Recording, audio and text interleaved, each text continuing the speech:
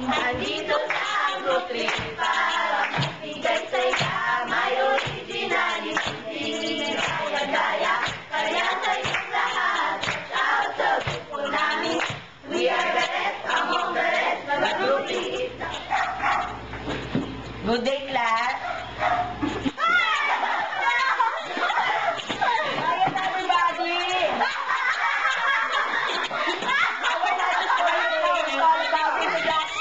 Geometry. What is geometry? Okay. This is a time for you to understand what is mathematics. My God! This is a time for mathematics. This is a time for mathematics. Geometry, algebra. Geometry, algebra. Sit down, everybody. Get your book at page 15. 15?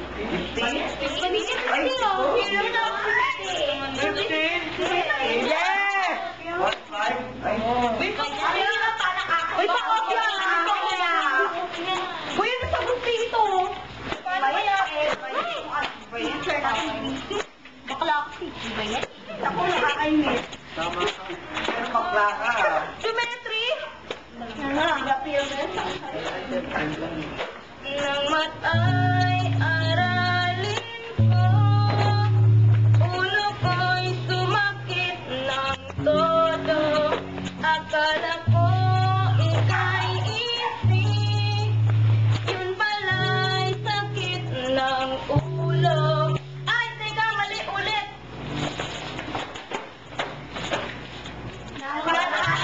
Aralin ko, ako ay biglang natuto. Akala mahirap to, oo, sa taong slow. Ready na! The first will have some difficulties. We didn't know how to study mathematics. I read, open our book, and study all about it. Our head turns around, and then we can do it. You could travel the world and discover things out of geometry. But to study without, you'll be satisfied. Geometry, so amazing, mga polygon. Ay ating bigyan ng pansin, ating tuliin, yan lang ang panin. Mga formula, pag-aralan, mga equation, ay gamitin, definition, ang mga theorem. Circle, square, triangle, these are kinds of shapes.